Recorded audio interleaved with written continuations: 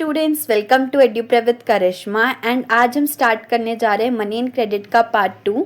तो अगर आपने अभी तक पार्ट 1 नहीं देखा है ना, तो प्लीज़ आप पहले पार्ट 1 देखो एंड देन उसके बाद आप इस पार्ट 2 में आना। पिछली क्लास में हमने ये पढ़ा था कि पूरा का पूरा मनी का हमने टाइम ट्रैवल कर लिया था, बार्टर सिस्टम से लेकर सोने चांदी के सिक्कों तक, राइट। लेकिन मेरा ना आपसे क्वेश्चन है कि आप मुझे बताओ कि आप अभी भी सोने सिक्के को यूज़ करते हो as a money? And the answer to this question is no, है ना। मॉडर्न टाइम में हमारे पास मॉडर्न फॉर्म्स ऑफ मनी आ गई हैं। तो आज इस क्लास में मैं आपको उसी के बारे में बताने वाली हूँ। तो चलिए, चैप्टर बहुत ज़्यादा आगे और इंटरेस्टिंग हो रहा है, तो इसे स्टार्ट करते हैं। चलिए अब हम जानते हैं मॉडर्न फॉर्म्स ऑफ मनी को।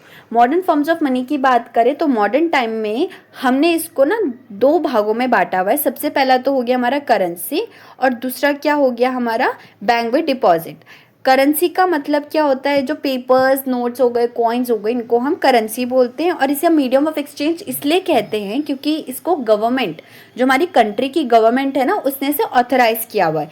वहीं पर दूसरे हमारे पास है बैंक विद डिपॉजिट, यानी कि वो पैसा जो कि ज़रूरत से ज़्यादा हो जाता है तो लोग उसको बैंक में डिपॉजिट कर देते हैं और ये बैंक वालों के पास सेफ रहता है और डिपॉजिटर को इस पर इंटरेस्ट भी मिलता है, ठीक है।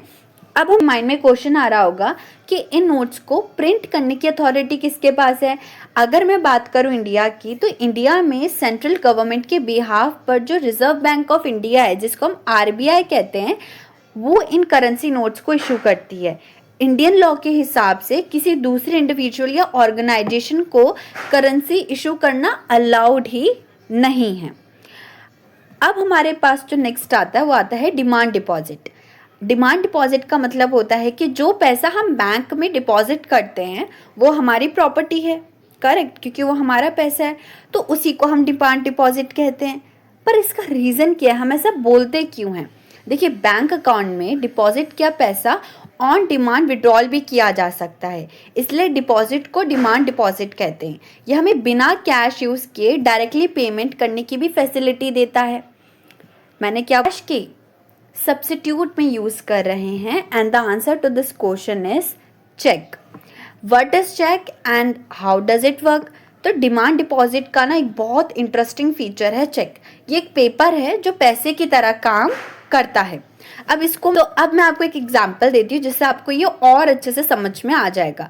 मान लीजिए कि एक बैग मैन्युफैक्चरर है जिनका नाम है सचिन, और उनको ना 57,000 रुपीज़ का पेमेंट करना है टू प्रेम कुमार, ठीक है। तो प्रेम कुमार को करना है, तो अब सचिन क्या करेंगे? सचिन लेंगे अपना चेक और उसमें वो जो पे का नाम होता है उसमें लिख देंगे प्रेम कुमार, और जितना मनी उनको पे करना है विच इज़ 57,000 वो वहाँ पर उसको लिख देंगे।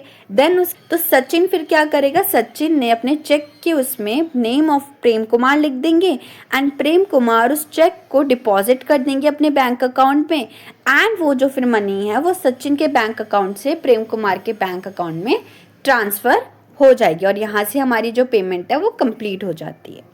तो अब आप लोग सोच रहे होंगे कि बैंक सिर्फ हमारे पैसों को ऐसी मैनेज करता है, तो फिर इनका सोर्स ऑफ इनकम क्या है, राइट।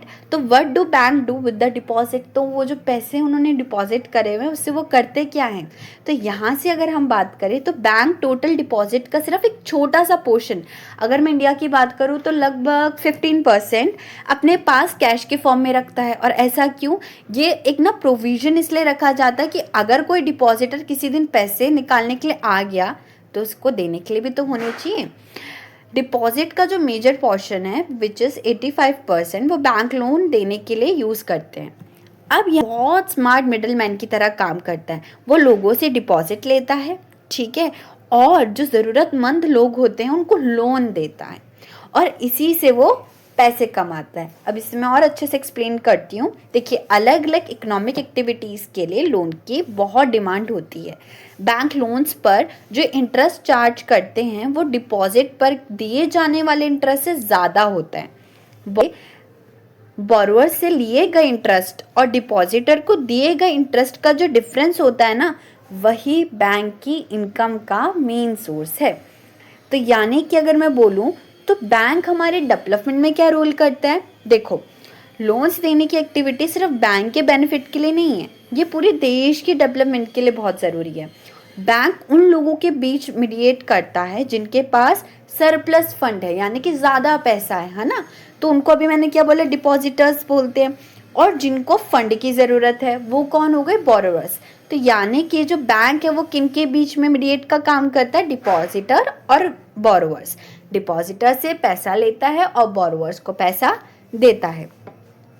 लोन से लोगों की इनकम बढ़ती है और ये देश की इकोनॉमिक डेवलपमेंट में बहुत इंपॉर्टेंट रोल प्ले करता है।